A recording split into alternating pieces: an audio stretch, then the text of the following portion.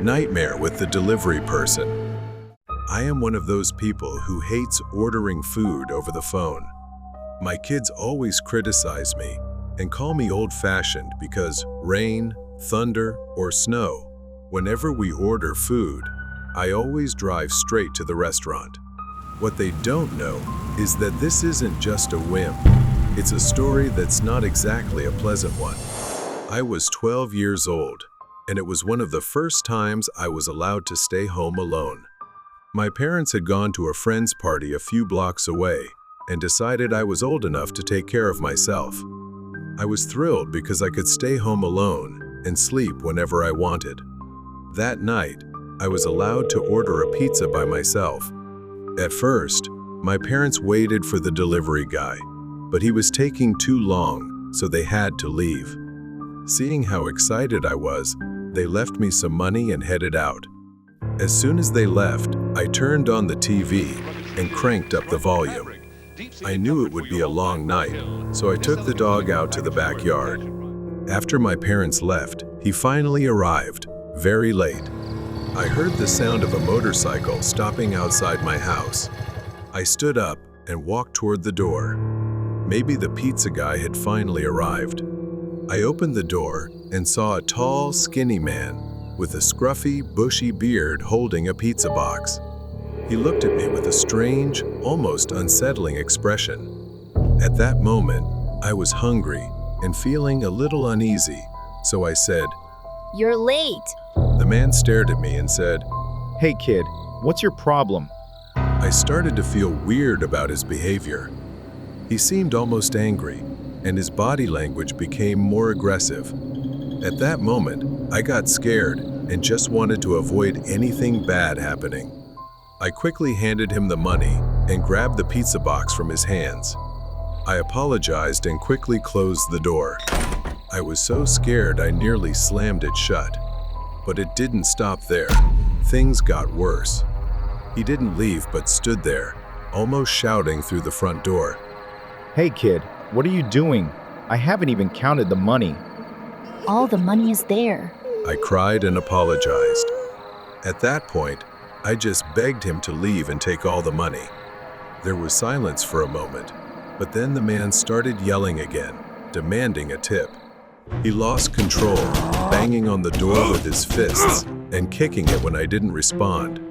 After a few seconds, just as suddenly as it started, he seemed to get bored and left. My first instinct was to slowly creep toward the door and peek out the nearby window to check if he was really gone.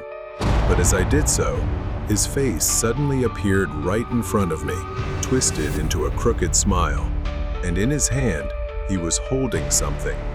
When I realized he was holding a baseball bat, I panicked, frantically hiding under the bed, hoping he wouldn't find me. Meanwhile, he pounded on the door with the baseball bat, and after a few strikes at the lock, the door burst open and he entered my house. He went straight to the wardrobe, where I almost hid, and began smashing it violently. If I had hidden there, my entire body would have been destroyed. He left the room and headed straight for the backyard, suspecting I might escape there. My dog immediately attacked him, but at that moment, I heard my dog whimper. I realized something had happened to him, and I couldn't hold back the overwhelming sadness. He moved like a shadow, storming toward where I was hiding, his face twisted in anger. "Where are you, kid? I know you're hiding somewhere." He yanked the mattress away and began smashing the bed with the bat, as if trying to break the wood and leave me trapped beneath the wreckage. The wood of the bed began to splinter, and the shards dug into my skin. All I could do was scream for help. As if answering my prayers, two of my neighbors burst in from behind and tackled him to the floor. He quickly got back up, grabbing the bat and trying to swing at them, but one of the neighbors managed to wrestle it away. Then he fled immediately. Suddenly, everything went white and I passed out. When I woke up, I found myself in the hospital. My parents were crying in front of me, saying I was lucky to have only minor injuries. I accidentally overheard my parents talking about the man. He had been a convict with a history of violence, and that night, he had fought with a couple and argued with his boss. In the years that followed, I never ordered delivery again after what happened. Intruder from the garage. It was just another long, dull day at school, but as I walked home, the excitement of Friday lightened my mood. No school tomorrow, I could finally relax. As I approached my house, I noticed something odd. The garage door was wide open, and the light inside was still on. My dad had left earlier that day for a business trip, so he must have been in a hurry and forgot to close it. I didn't think much of it at the time. I stepped into the garage, turned off the light, and pulled the door shut.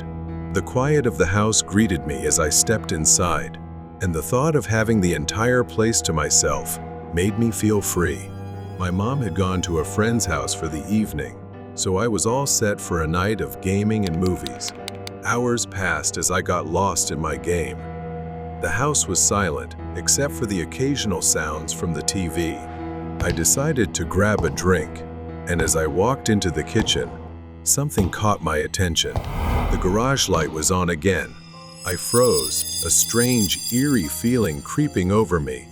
Did I forget to turn it off? Or had my mom come back? But I didn't hear her come in. My heart began to race as I approached the garage door, my steps growing heavier. The moment I stepped into the garage, I saw that every drawer in my dad's workshop area was open. His tools were scattered across the floor, as if someone had been frantically searching for something.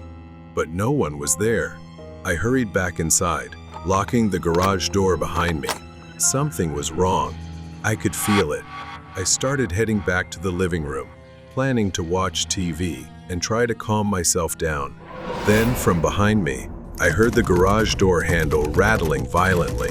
I froze, staring at the door, watching it shake harder and harder, as if someone on the other side was desperately trying to get in. I grabbed my phone, my hands trembling, as I realized I needed to get out of the house. In my panic, I didn't notice that the noise had suddenly stopped. The silence was eerie, too silent. I ran straight for the front door, my only thought being to escape. But as I entered the living room, I froze in my tracks. Someone was there, a large man, his back turned to me. In his hand, he gripped an axe tightly. It must have been taken from my dad's workshop. I held my breath, terrified that he would turn around and see me. The TV was still playing, masking my footsteps, and I knew this was my only chance. Going upstairs was not an option. I quietly turned back and headed for the back door, trying to stay calm. Once outside, I didn't stop running. I hurried across to my neighbor's house. Panicked, I banged on their door until they let me in. I waited there, staring at my house from across the street, praying the intruder wouldn't come looking for me. I pounded on my neighbor's door, and it felt like hours before Mr. Thompson finally opened it, his face etched with confusion. I told him everything that had happened. Mr. Thompson, a retired firefighter with a strong sense of duty, grabbed a flashlight and an old baseball bat. He assured me he would check the house and that everything would be fine. Reluctantly, I stayed behind, watching him cross the street. My body was still shaking with fear. My anxiety grew as I watched, unable to shake the feeling that something terrible was about to happen. I had called the police. They were on their way, but the thought of that man in my house, wielding my dad's axe, haunted me. I watched as Mr. Thompson cautiously approached the front door, shining his flashlight across the windows and garage. He disappeared inside. I strained to listen for anything, but everything was eerily silent. Suddenly, I saw him step outside. From across the street, his voice echoed faintly. "There's no one in there. The house is empty." A wave of relief washed over me, but I knew I still needed to stay cautious. As Mr. Thompson began walking back toward me, that gnawing sense of unease returned. Before I could voice my concern, a shadow moved behind him. My blood ran cold.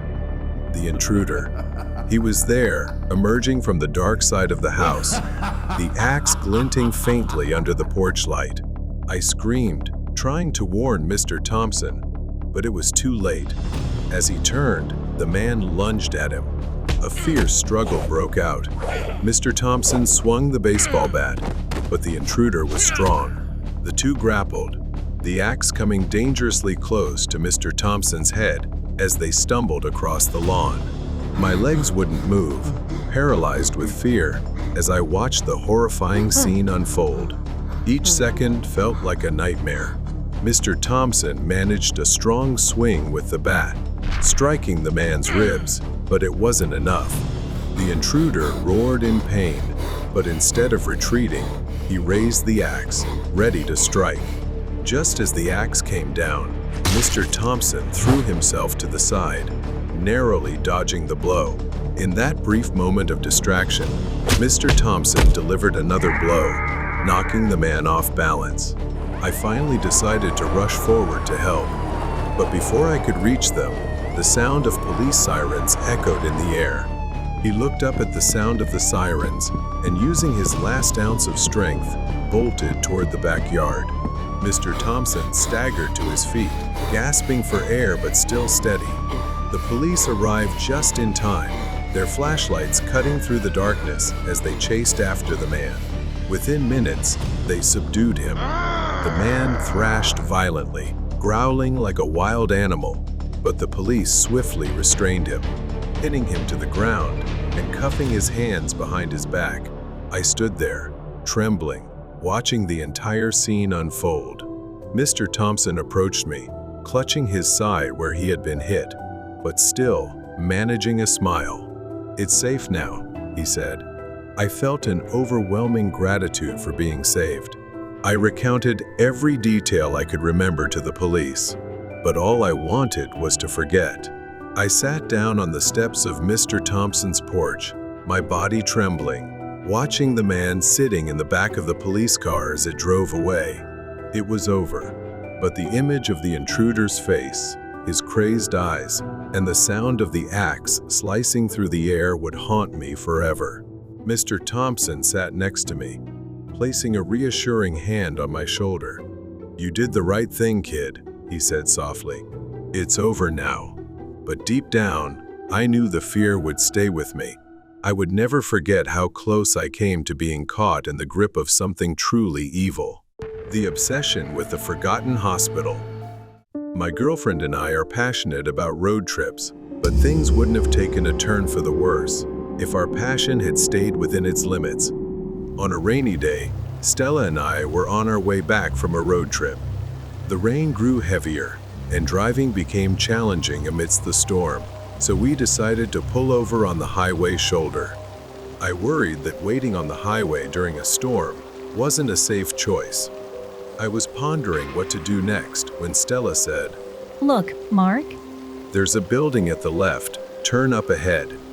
I followed her gaze and saw a structure peeking out from behind the trees at some distance. Stella said, Let's go there. We might find shelter for the night. At the time, it seemed like a good idea. I realized it was an abandoned hospital. We got out of the car and ran inside. The large glass door at the entrance was shattered. As we stepped into the hospital, I realized no one had been here in ages. Furniture was broken, and shards of glass were scattered everywhere. Rain seeped through the damp ceiling and dripped onto the floor. The sound of water droplets mixed with the creak of rust. The wind howled through broken windows, creating an eerie atmosphere. Stella whispered, "This feels like an adventure."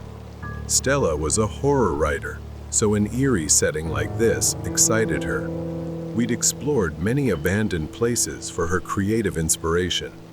I chuckled and said, "Let's look around. Who knows, you might find a story here." If I'd known my joke would turn into a nightmare, I would have left right then. Stella and I began exploring the place, turning on our phone flashlights. To the left was a hallway, lined with several rooms. We entered the hallway and opened the first room. Inside was an old, dirty bed. Near the bed were a table and a chair. What caught my attention was the safety straps attached to the bed handles. I'd never seen hospital beds this strange before. Most of the rooms were like this. After a while, Stella grew bored and said there was nothing to see here and suggested going upstairs. We climbed the stairs, cobwebs and dust everywhere. The hallway upstairs was littered with broken glass and damp clothes scattered everywhere. When I shone my flashlight on the walls, I saw disturbing drawings, demonic faces etched onto the walls. Someone had even written, "You will not escape." I felt uneasy seeing all this and told Stella, maybe we should wait in the car. The rain will stop eventually. Stella teased and mocked me. At the end of the hallway, there was a large door with the words "Surgery Department" on it. Stella was looking at the graffiti on the wall. I asked her, "What do you think happened here?" Stella smiled and said it was just a surgery room. I pushed the door open with annoyance, and with a terrible creaking sound, it opened. I've never seen such a strange operating table before. It looked more like a stretcher, but it had handcuffs and leather straps. Stella's face went pale as she examined all of it with a genuinely terrified expression. I approached the operating table. There were surgical tools lying on it. These tools looked quite different. Scalpels resembled small saws, and there was also a drill. I picked it up and examined it. I told Stella and wondered aloud what this tool was used for. Stella looked at it with frightened eyes and said she didn't think this was a normal hospital. She explained it used to be an asylum. That's why there were leather straps and handcuffs on all the beds in the rooms. Before I could process it, my eyes were drawn to the tip of the drill in my hand. Something dark was dried and speckled on its edge. I shone the light on it and was horrified to realize it looked like dried blood. There was something like a freezer. Stella rushed over and opened it. She started screaming. A horrifying sight lay before us. Inside were numerous jars, emitting a foul stench. They contained ears, noses, and other unidentifiable parts. We couldn't believe our eyes that patients were treated in such grotesque ways. Then I saw one jar. It resembled a model of a human head with its eyes closed. But what happened next still chills me to this day. As we stared at it, it suddenly opened its eyes. We stumbled back, terrified, and began running for our lives. When I looked back, I saw a dark figure chasing us. Sprinting forward, we could hear the screams of hundreds of voices emanating from the asylum, crying out in agony. Stella and I bolted out of the asylum and jumped into the car. Without a second thought, I slammed the gas pedal so hard the car screeched. Somehow, we were lucky to have survived. Stella later researched the abandoned asylum. She discovered that it once housed insane criminals and intellectually disabled individuals, but the doctors running it would often torture them and conduct inhumane experiments on them. After a series of protests, the asylum was shut down, and all records were erased. Locals feared the place, even during the day. They believed the countless souls of the tormented patients still haunted the site. The secret buried in the basement. This is a true story, something that happened to me when I was a child, but to this day, I'm still haunted when I think about it. I lived in a suburban neighborhood back then, right next to a childhood friend named Ben and his little sister Maggie. We would always play together, especially in their front yard. Even then, I could tell something wasn't right. Ben and Maggie always looked skinny and malnourished, and their clothes were always old and tattered. Their house, too, was a sight that scared me. The lawn was overgrown, windows cracked, and the walls eaten away by termites. I always assumed it was because their mother had passed away years ago, and the house hadn't been cared for since. Speaking of their father, I was always terrified of seeing him. He was muscular, with horrible burn scars. It wasn't just his appearance. His voice was always angry, and he constantly yelled at them. One time, when we were playing in the front yard, he came home unexpectedly and scolded Ben for letting me onto their property. He grabbed me by the collar and threatened to give me a beating if he ever saw me near their house again. I panicked and cried the whole way home after that incident. After a while, I completely stopped seeing Maggie. She just disappeared. I feared that something terrible had happened to her.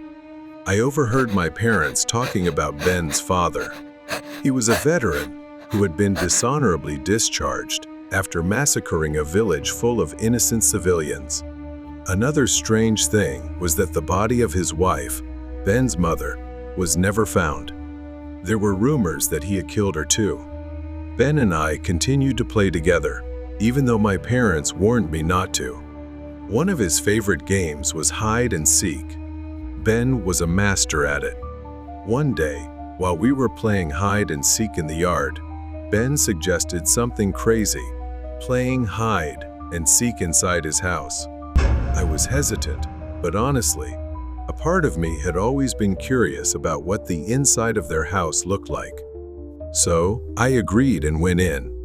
As I had expected, the place was a mess. Broken light bulbs, empty beer cans in every corner, and food stains on the walls. It looked more like a refuge camp than a house. Then I noticed something suspicious. The basement door was locked and chained shut. Ben told me I could hide anywhere, including the upstairs bedrooms, but I was never allowed to go into the basement, under any circumstances. I found the perfect hiding spot, an old, large wooden wardrobe. I slipped inside and shut the door. As I leaned back against the wall, it shifted. Losing my balance, I fell right through the cracked wall and tumbled into a dark place, what seemed like the basement. I stood up and tried to find my way out. The fear was overwhelming, and I couldn't stay calm. The stuffed animals mounted on the walls seemed to be staring at me.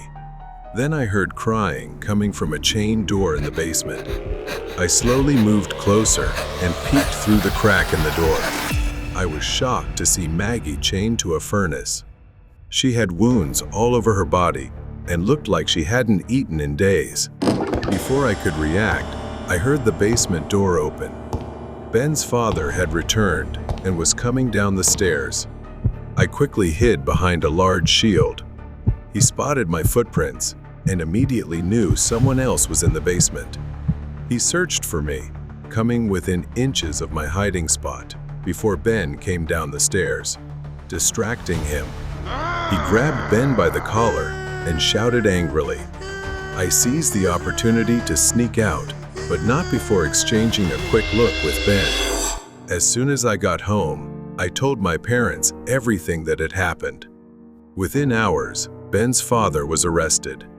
It turned out he had been punishing them by locking them in the basement without food or water for days. He was suffering from PTSD, post-traumatic stress disorder, and had taken his rage out on his children. Afterward, Ben and Maggie were sent to live with their aunt in North Carolina. I never saw or heard from them again. Home alone and an uninvited guest. George lived alone in her house in a small Michigan town on weekends. She often came here to escape the urban lifestyle she had grown up in and had grown tired of. She enjoyed the peaceful countryside, but George's house was like something out of a horror movie, an old house with overgrown grass and peeling paint. One Friday, George had just arrived home. She sat on the couch, her eyes glued to the TV, relaxing after a long week at work. As she flipped through channels, her peace was suddenly interrupted by a knock at the door. At first, George ignored it, thinking it wasn't important. But the knocking grew louder and more persistent. George opened the door and saw a man standing there, holding a clipboard. She immediately assumed he was selling something. He asked her if she was satisfied with her security system. George replied that she didn't have one but wasn't too concerned, joking that no one would break into such an ugly house. He then went on to describe all the recent break-ins in the area, which, honestly, George had never heard of. He then asked who George lived with, and she accidentally blurted out that she lived alone. Although she wasn't interested, he persistently asked for her phone number at least. He said he'd follow up in a few weeks and even offered free installation on the spot. After some back and forth, George agreed since it sounded like a good deal. He thanked her and left. Later, George went to the kitchen to start cooking dinner and then continued watching movies in the living room. She binge-watched for hours on the couch until around 11 p.m. when there was a knock at the door. This time, it was hard to ignore. George glanced at the clock, worried. 11 p.m. was far too late for anyone to knock on the door, especially since she wasn't close with her neighbors. The knocking persisted. She cautiously approached the door and asked who was there, but there was no response. Thinking quickly, she lied that she had a gun, though she didn't. She hoped it would scare them off. For a moment, the knocking stopped, but then her phone rang. When she answered, the voice on the other end claimed to be from 911, saying there was a dangerous intruder in her house, and they needed to come in to handle him. They said they were standing at her door, but she was skeptical. George looked around and saw nothing unusual. Meanwhile, the knocking outside continued relentlessly. She unlocked one of the latches and hesitantly placed her hand on the doorknob. But before she could react, the door somehow opened. It wasn't a police officer like the caller claimed. It was him, the delivery man from earlier. His demeanor was erratic and strange, his eyes wide, no longer resembling a salesperson. Then he said, "You shouldn't let yourself be tricked like that. Your house really is run down, but to let your guard down like this? I think you need me." He smiled cheerfully, as if nothing had happened before. George had no idea what the hell was going on. He started telling her that his car had broken down, and he asked for a cup of hot water, saying he'd leave right after. But his expression was off. It was bad enough that she really thought he might be a burglar. Reluctantly, she went to get the water while he sat waiting in the living room. After finishing the water, he left, thanking her for the drink. She sighed in relief and moved to close the door. But as she tried to close it, his arm blocked it. A strong shove flung the door back open. She asked, Did you forget something? Don't joke like that. But no, he was slowly advancing, grinning maliciously. Instinctively, George backed away and ran into the kitchen. He chased her into the kitchen, laughing gleefully. "You should have been more careful. Watching you scared is so entertaining." Then he immediately went to the knife rack and grabbed one. He swung it through the air, narrowly missing, but it grazed her sleeve, leaving George injured and in pain.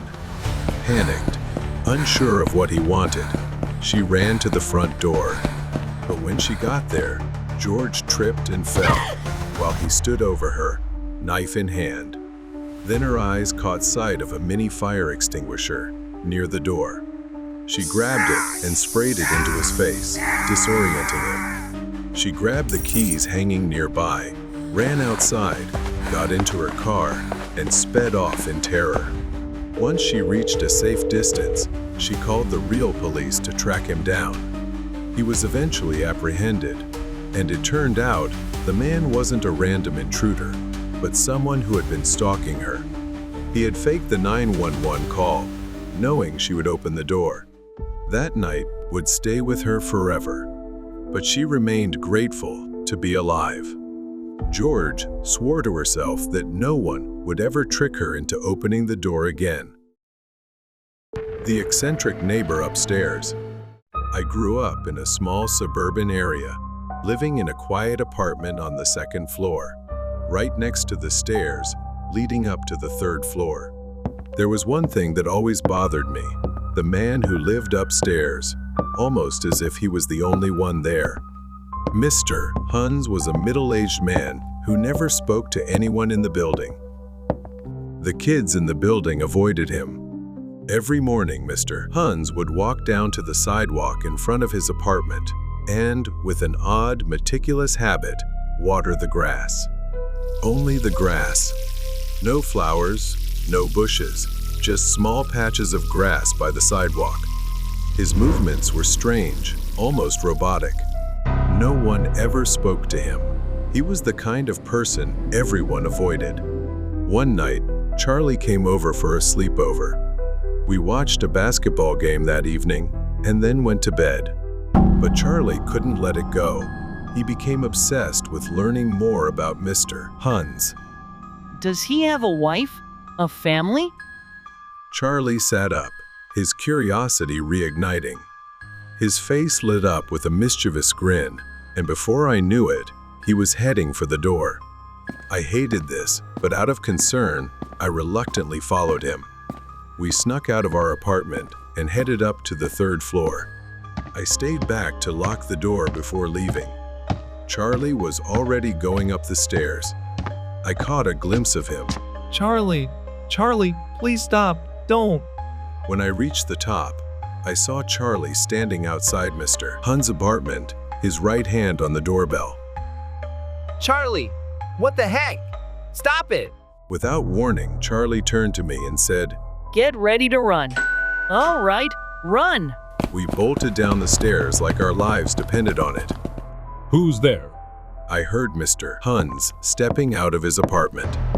Then the door slammed shut behind us, and we could hear his footsteps coming closer and closer. We gasped for breath, panicking as we ran down the hallway. Reaching my door, Charlie began to freak out, and I broke into a sweat when I realized I didn't have the keys. Charlie yanked me into a dimly lit storage room at the end of the hall. We crouched behind a pile of boxes, trying to make ourselves as small as possible so he wouldn't see us. Minutes passed as we carefully listened to the diminishing sound of footsteps, fading into near silence. We thought he had left and sighed in relief. Just as we turned the corner in the hallway, a few seconds later, I felt something was off. Suddenly, I was grabbed by the collar from behind. Charlie was walking ahead of me, so who was behind me? I slowly turned my head to look, and it was him. He had a firm grip on my shirt, and my feet were no longer touching the ground. Then, he lifted me into the air. Charlie froze, his mind spinning. Too scared, he ran away and left me there. I felt like I was being suffocated by his strength. The man leaned in close to my face and said, Hey kid, you messed with the wrong person. In my despair, as my vision began to blur, I saw Charlie coming back.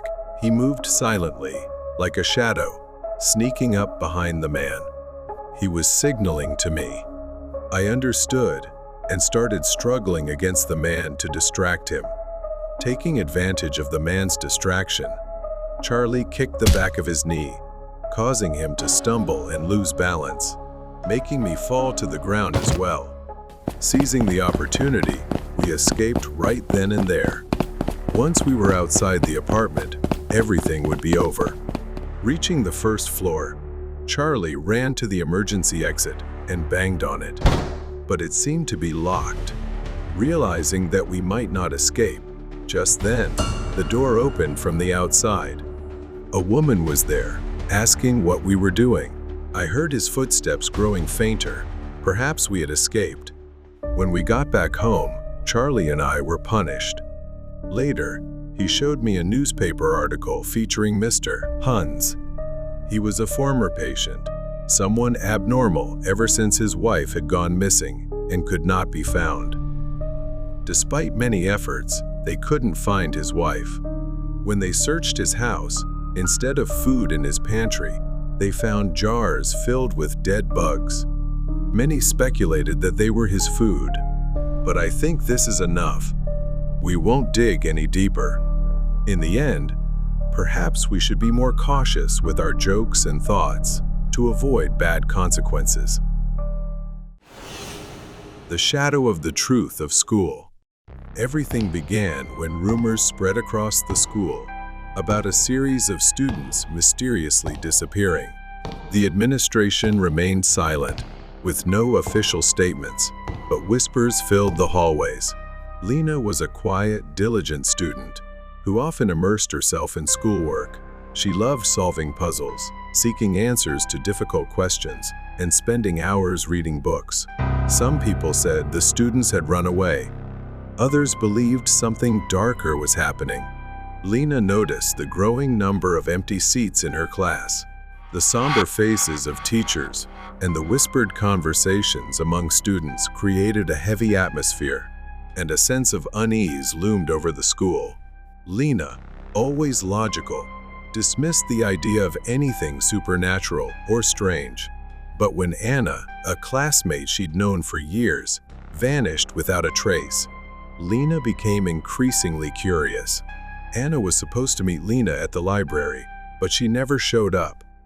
The next day, Lena discovered Anna had joined the list of missing students with no explanation. She started piecing together the timeline of the disappearances, observing the dates and times when students went missing. It was always the same. They disappeared after a specific time, during the late hours of night school, after extracurricular activities had ended. Lena's curiosity led her to the school library, where she found old newspapers describing similar cases from years ago. She discovered an old yearbook featuring photos of students who had been part of a club years ago. Strangely, many of those photos were now listed as missing in old newspaper articles. One evening, as she stayed late studying, she heard faint noises from the hallway. Curious, she peeked outside and saw a woman with long blonde hair running past. Strangely, she didn't recognize the woman, and the timing seemed odd for someone to be running around the school building. Curious and uneasy, Lena decided to follow her. She trailed the blonde woman through the dark hallways of the school, staying out of sight. The woman's behavior was erratic. She seemed scared and confused, as if fleeing from something. The woman ran toward a man. He was tall and well-dressed, but something about her demeanor compelled Lena to follow. It was unusual, almost fearful. Lena decided to follow the man. She watched them leave the building, heading toward a secluded area near the school. The two entered an abandoned building, and for a moment, Lena hesitated. She followed them into the eerie darkness of the building, but just as she was about to step inside, she heard the woman's scream echoing through the night. Lena froze in place. It was too late to turn back. She cautiously stepped into the dark hallway of the building, the cries from afar growing louder. She moved toward a faint light at the end of the hallway, emanating from a slightly ajar room. As Lena approached, she could see photos on the walls, featuring blonde-haired girls. The names of the girls were written beneath their photos, but one name made her freeze in her tracks: Anna. She was stunned to see her own photo, following that of the girl she had just seen. Lena scanned the room and saw two blonde-haired girls, and to her horror, one of them was Anna. Both girls were emaciated, their hair crudely chopped. And then, he began to approach. Lena quickly backed away as she heard the man's voice. Anna's voice echoed in the room. Jack, please forgive me. She pleaded, her voice trembling with fear. Lena suddenly realized that this Jack was far from ordinary, and he was not someone she should confront. She needed to stay calm and avoid drawing attention. She decided to quietly leave. She left the abandoned building, found a safe spot, and quietly called the police. In the end, the truth came to light, and Jack was arrested. Investigations revealed that Jack had a troubled past. He was once a boy who was rejected by a blonde girl he loved. Jack was an unassuming, chubby boy with an unremarkable appearance. He confessed his love to a blonde girl, but she mocked him as fat in front of everyone. and rejected his feelings. After years of bullying and humiliation, especially that public rejection, his anger grew. His hatred festered, and now, whenever he saw blonde-haired girls, he loathed them. Regardless of who they were, he imprisoned them, cut their hair, and starved them into frailty.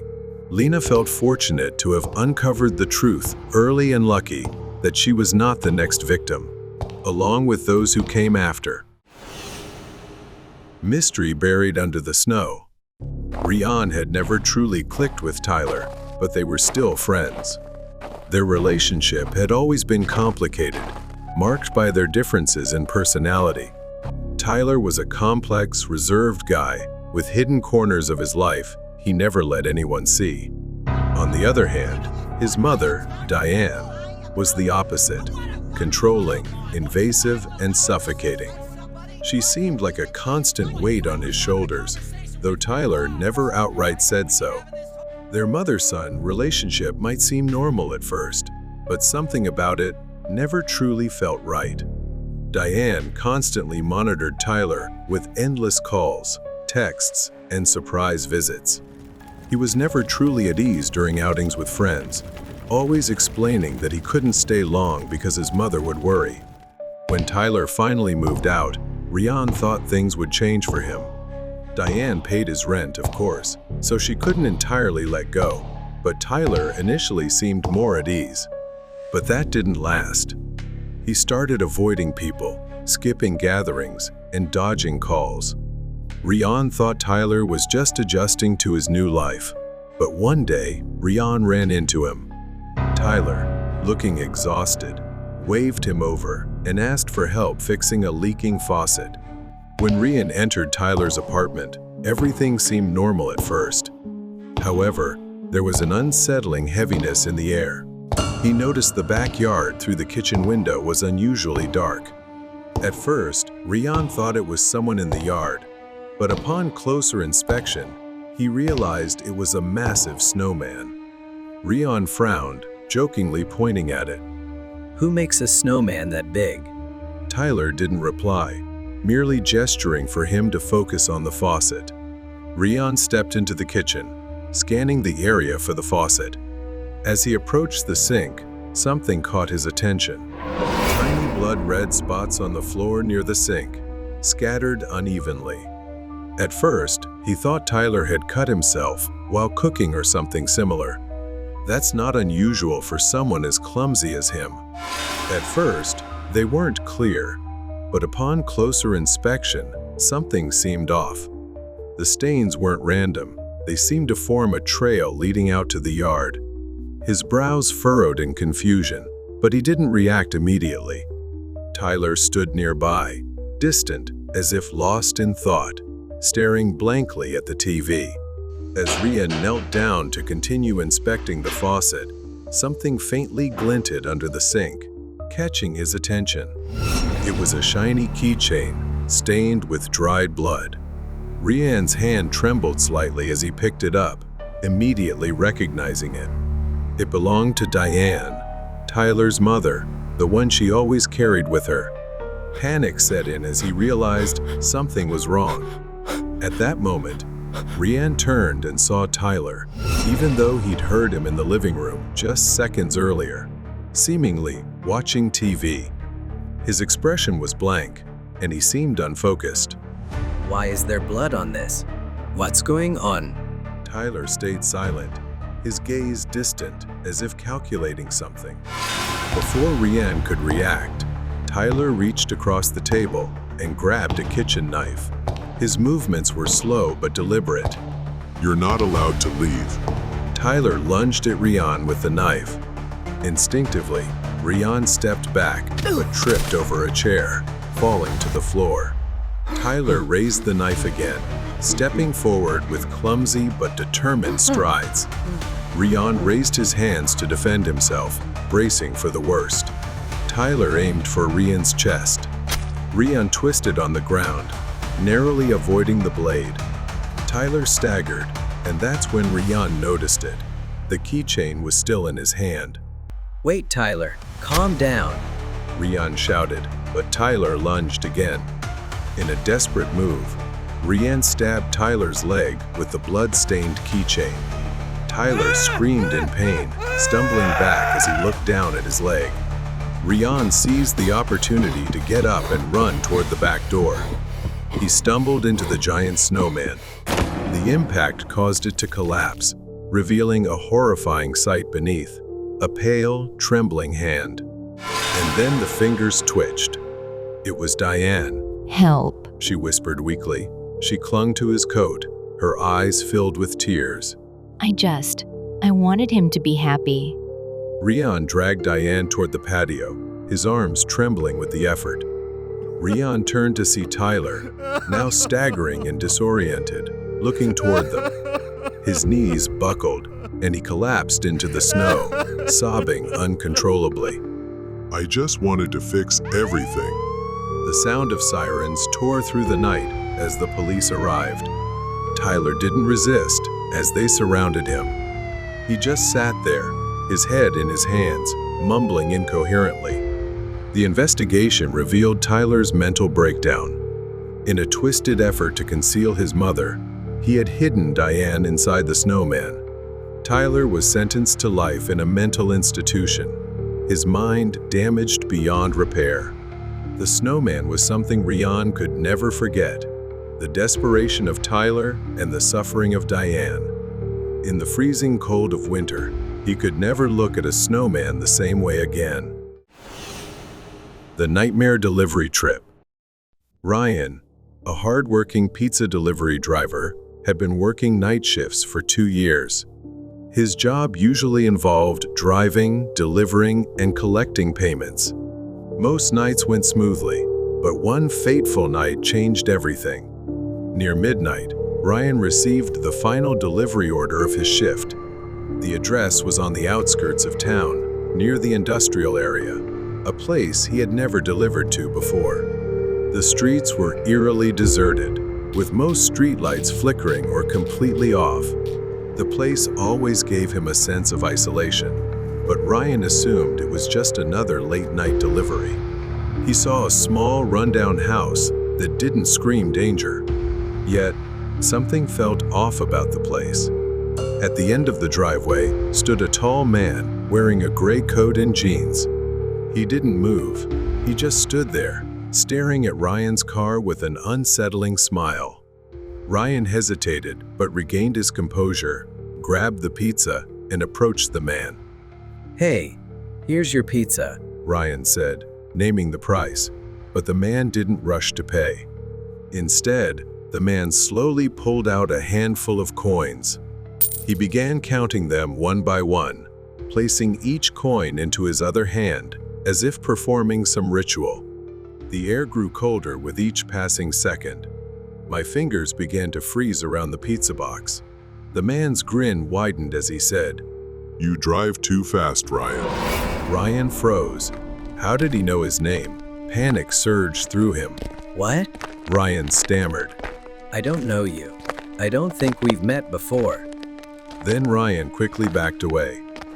He hurried back to his car, started the engine, and drove off. But when he glanced in the rearview mirror, he saw the man still standing there, holding the pizza and staring at him. But that wasn't the last time. A week later, near the end of his shift, Ryan's manager assigned him one final pizza delivery for the night, another strange order. The address was a house on the outskirts of town, near where he had gone before. The house he arrived at looked abandoned, with boarded-up windows and peeling paint. A note was taped to the door, delivered to the basement. A chill ran down Ryan's spine. Delivering to a basement was unusual. Reluctantly, needing to finish the job, he decided to follow the instructions. As he approached the basement door, he hesitated. A loud creak sounded as he opened it, revealing a narrow, chilly staircase leading down. Something felt off. Hello? Ryan called, his voice trembling, but there was no response. At the bottom, the basement stretched into darkness, with several doors lining the walls. One door was slightly ajar, with a faint light spilling out. The small room was dimly lit by a single lamp. In the center of the room was a figure of a man, entirely sculpted out of wax. It was almost perfectly life-sized, like a real person. At first, Ryan thought it was some kind of artwork. The figure slumped in a chair, its wax face eerie and lifelike, with deep eyes and a twisted, unsettling smile. The extraordinary detail made him shiver, wrinkles on the skin, hairs embedded perfectly in the wax. But there was something unsettling, a thin layer of moisture on the wax, making it seem as though it was sweating. Ryan placed the pizza box on the table, instinct urging him to leave. But something about the figure drew him closer. As he got closer, he noticed small cracks running along the wax skin. And then he saw it. Beneath one of the cracks was something red, a dark, congealed liquid. He didn't want to think it, but it might have been blood. Then, as he put his hand near the nose, he felt a faint breath. He leaned closer, and that's when he noticed the chest. It was faint, almost imperceptible, but the chest was rising and falling ever so slightly. Ryan turned to leave, but the door slammed shut behind him. Ryan spun around to see a man stepping out from the corner of the room, tall, gaunt. It was him, the man Ryan had met earlier. He wore a dark apron, stained with streaks of wax and blood. In his hand, he held a brush dripping with molten wax.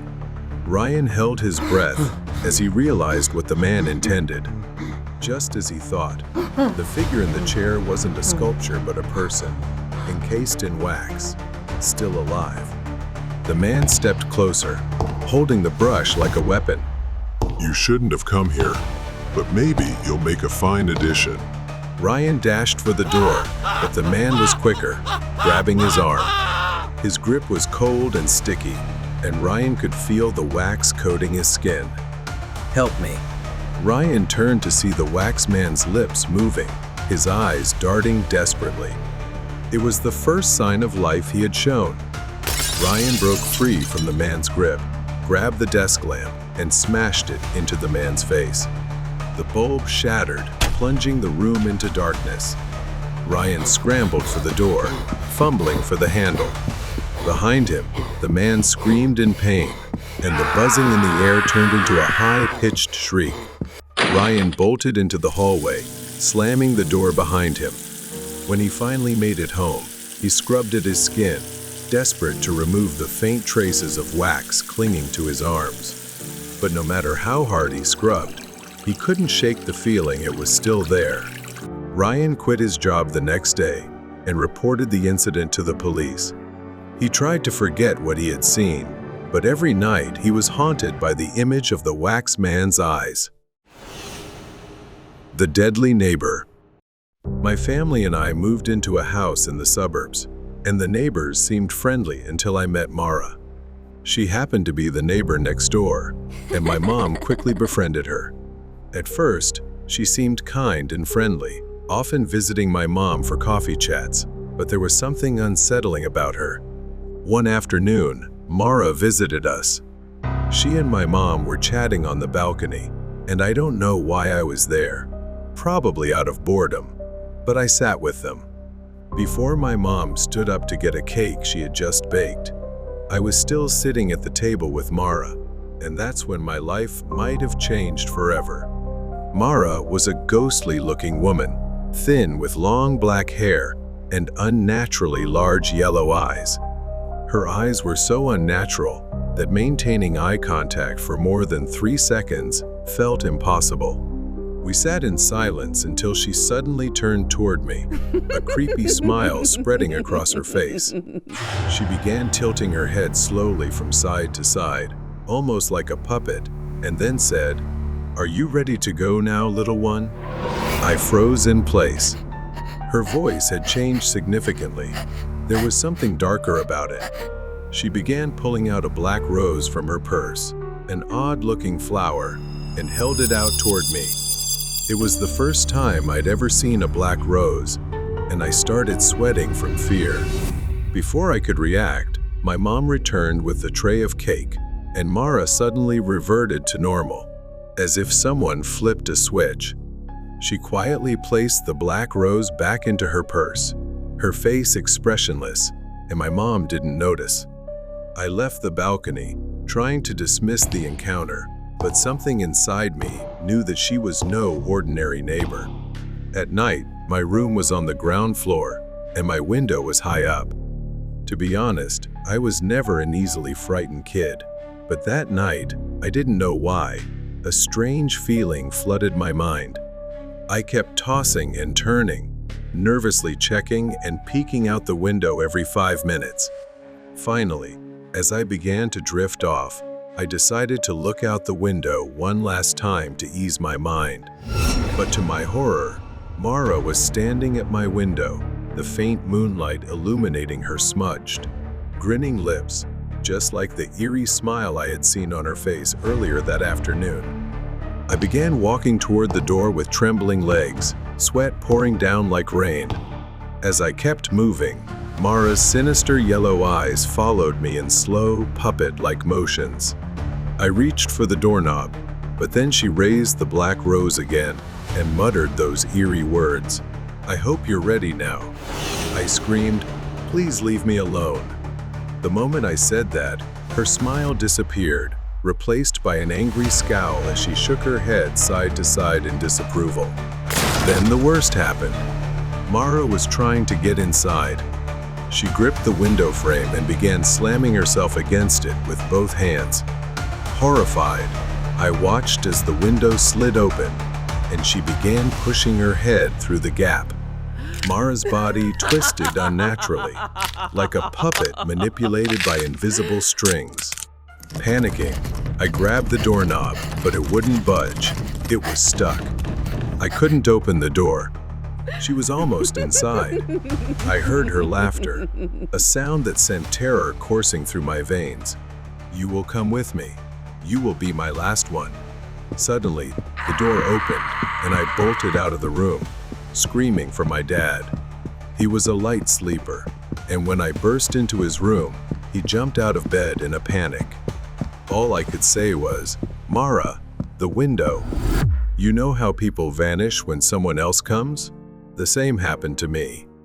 I caught a glimpse of Mara leaving. I saw her in the distance, disappearing into the shadows beyond a house as the faint glow of lights passed over her. But my dad didn't see her. He checked the window, but Mara was gone. The next morning, I woke up to see police cars parked outside Mara's house. They were murmuring that the police had found something horrific inside her home. I was grateful to be alive. They had found innocent lives, 4 children's bodies buried in her backyard. With each body, she had buried a black rose, as if part of some dark ritual. And I might have been the last one. To this day, I wake up at night drenched in sweat, terrified that Mara is standing near my bed, tilting her head to the left with that same malicious smile, whispering, "You will come with me." The impersonator of the babysitter. Dylan was home alone, sitting on the couch in the living room, when his mom walked in with Joshua, a thin man who looked nervous. He was 12 years old and believed he was old enough to stay home alone, but his parents insisted on hiring a babysitter. Dylan immediately disliked Joshua, calling him a clumsy loser, a nerd in his head. Joshua tried to be friendly, but his anxiety was clear. His mom handed over the rules for the evening. Joshua had to make sure Dylan ate, didn't stay up too late, and didn't watch horror movies. But Dylan was determined to make everything difficult. He rolled his eyes and agreed reluctantly. Once they left, Dylan turned on a horror movie with gory scenes, deliberately trying to make Joshua uncomfortable. He enjoyed watching Joshua jump at every scare, his face growing paler with each moment. Dylan started suggesting Joshua order a pizza. He almost ran into the kitchen to get away from the TV screen, and Dylan couldn't stop laughing. While he was on the phone ordering, a new, wicked idea popped into Dylan's head. After a while, they got their pizza. But as Dylan observed, something was off in Joshua's behavior. He seemed too anxious, constantly looking over his shoulder and jumping at the slightest noise. Dylan found this strange but shrugged it off, still focused on achieving his goal. Bored and wanting to scare the babysitter, Dylan suggested they play hide and seek in the dark. He thought Joshua would be desperate to escape the horror movie and agreed without hesitation. Things started to get strange. While in the bathroom, Dylan heard the doorbell ring, but he was a little surprised since the pizza was delivered so early. But when he stepped out, he saw Joshua staring at the front door with a scared expression, saying no one was there, and he thought it was the pizza delivery guy. The game started, and Joshua went to hide. Dylan found him after 5 minutes. Dylan asked, "Why didn't you try hiding in the basement?" Joshua said, The dark scares me. in Dylan's mind, the perfect plan continued to form. Joshua began pressing his face into the wall and counting, while Dylan hid, thoroughly enjoying his plan. The boy hid in the kitchen, secretly holding the TV remote, waiting for the perfect moment. As he started searching and approached the TV, the boy suddenly turned the volume all the way up, the sound of a terrifying scene, nearly giving him a heart attack. That was when the boy thought about hiding in his parents' closet to jump out and scare him. Dylan quietly tiptoed towards the bedroom, opened the closet, and that's when everything went still. Inside the closet was a dead body. It was a man with his head wrapped in a plastic bag, seemingly suffocated.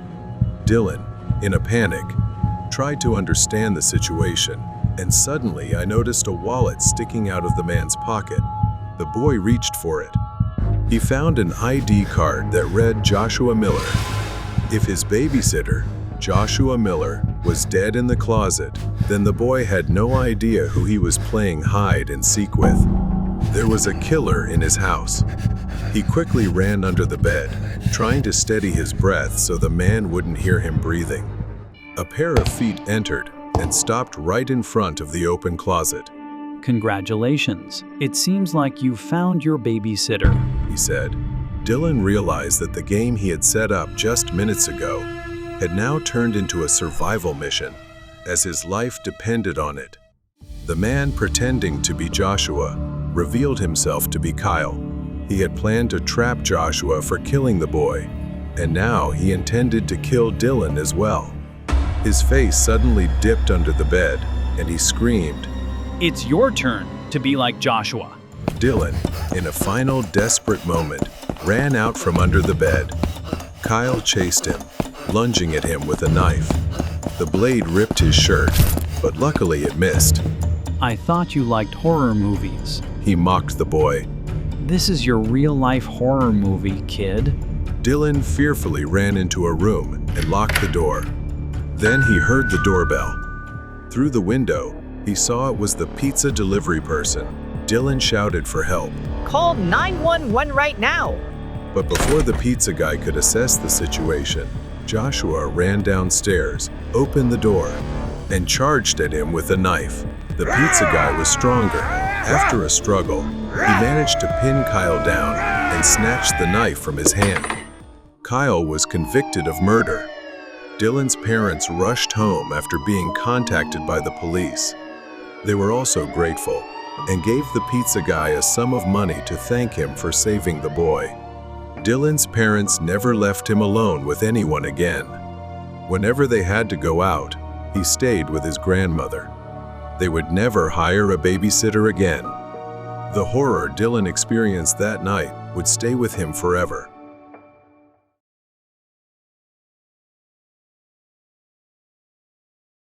The nightmare trip on Christmas Day. In December, my girlfriend Charlotte and I were driving to the Poco Mountains. We had rented a small wooden cabin that looked super cozy, decorated with Christmas ornaments, and had a beautiful view. That night, there was a snowstorm forecast, so we left a bit earlier to have time to buy groceries. After that, we headed straight to the cabin. The house was surrounded by forest, and we had to make several trips from the car to bring everything inside. I did the usual things, like checking the fridge, turning on the TV to see if there was cable or Netflix, and looking out all the windows to make sure everything was fine. Then there was a basement for recreation. I went down to check it out. It was quite large compared to the size of the house. It felt detached from the cabin, dark, and rather chilly. Then there was a knock on the front door. I hurried upstairs to answer it. I was surprised and confused to see a guy who looked like he was in his late 40s. He wore gray sweatpants and a tattered tan jacket. He smiled at me and asked, "How's everyone doing?" I started asking if he was the owner. He introduced himself as Tom and said he ran the place with his brother.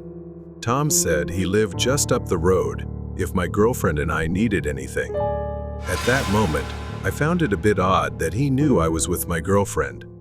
He left quickly.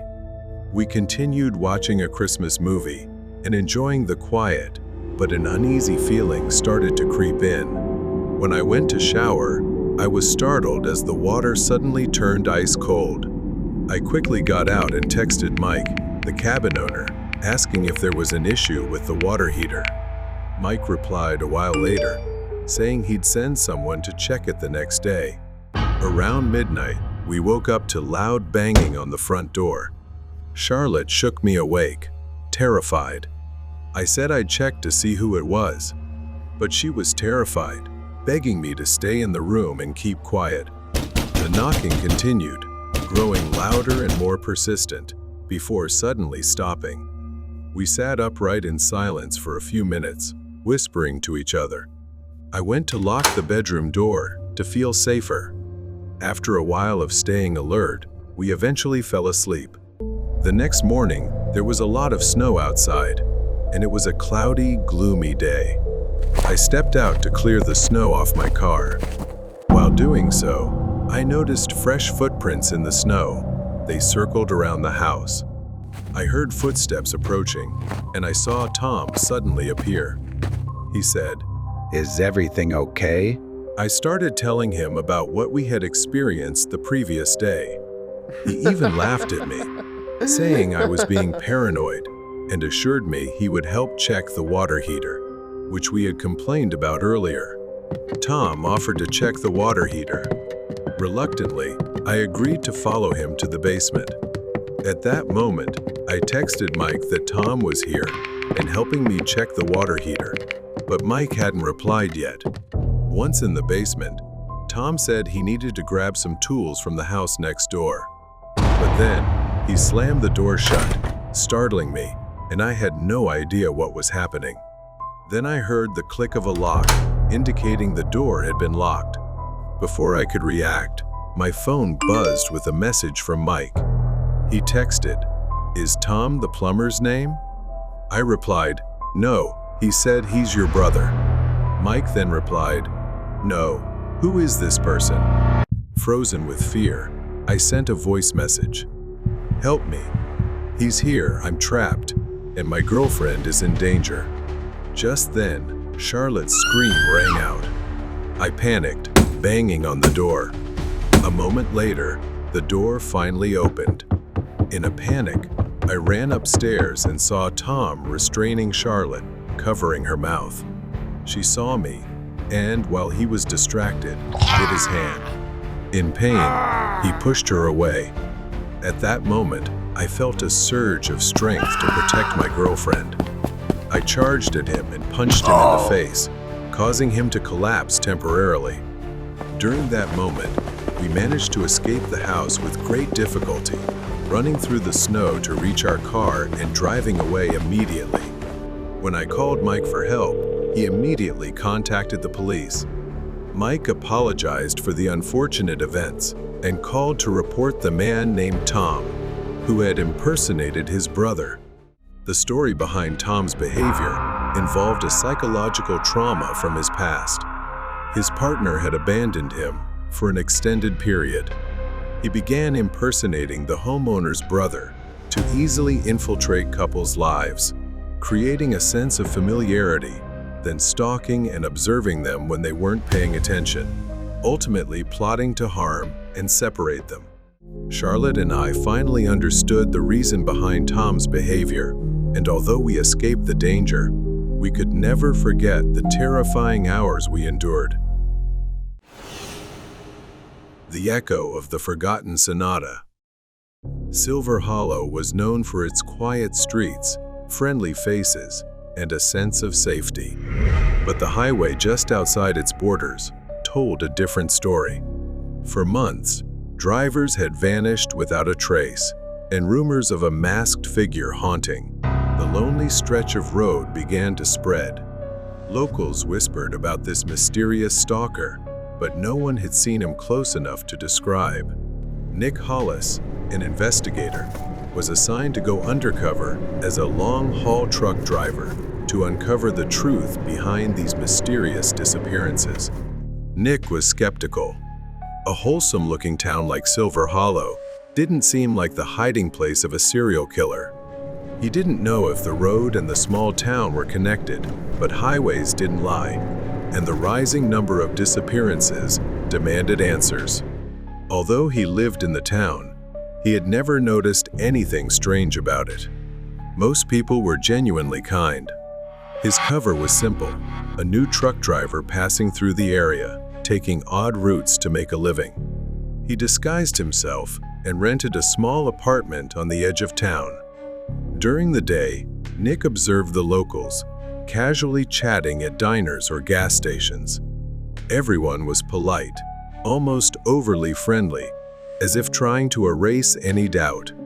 But unease settled in at night as the highway stretched endlessly into darkness, lit only by the occasional flicker of headlights. It was Nick's third night on the highway. Suddenly, a figure darted across the road, briefly illuminated by the truck's headlights. He slammed the brakes, the truck skidding slightly before coming to a halt. His mind raced. Who would be out here at this hour? He grabbed a flashlight and stepped out, scanning the roadside. As the flashlight swept across the ground, Nick spotted something wedged under a nearby rock, a crumpled piece of paper. He hesitated, then stepped forward and bent down to pick it up. The paper read, "Turn back. You won't find them alive." A chill ran down his spine. He swept the flashlight across the area again, but saw no one. Nick hurried back to his truck. He glanced at the rearview mirror again, but all he saw was the dark highway stretching behind him. The note felt like a warning, and Nick knew he couldn't ignore it. The following night, Nick parked his truck at a small rest stop along the highway to get a better vantage point. Around 2 a.m., he noticed a car with its lights off creeping along the road, as if trying to avoid detection. Nick started his truck and followed from a distance. The car turned onto a dense, overgrown path leading away from the highway. Nick parked nearby, grabbed his binoculars, and observed. A masked man stepped out of the car, dragging a heavy-looking bag. He disappeared into the trees. Nick's instincts kicked in, and he quietly followed on foot, keeping his distance. After a few minutes, he spotted the man crouched by a small fire, rummaging through the bag's contents, wallets, phones, and jewelry. Nick crept closer, careful not to make a sound. His plan was to observe long enough to identify the man and his habits, then report back. But as he moved, a twig snapped under his foot. The masked man said, "Who's there?" Nick raised his hands in surrender. "Just a truck driver passing through. Got lost." The masked man stood up, holding a knife. "This road isn't for wandering. You should leave," he muttered before vanishing into the woods. Nick immediately called for backup, and a quick search of the area uncovered a stash of stolen goods. 2 days later, the masked man was caught and identified as a petty thief who had been robbing and extorting travelers. Nick's instincts told him this man wasn't responsible for the disappearances. The thief's petty crimes were nothing compared to the horrors the missing travelers had faced. After capturing the masked thief on the highway, Nick couldn't shake the unease in his mind. The petty thief's words echoed in his memory. The real monster isn't dumb enough to get caught. He started noticing inconsistencies. A house with windows perpetually shut. A place he often passed but never saw anyone. Upon investigation, he realized it was his cousin Derek's house, who lived on the town's outskirts.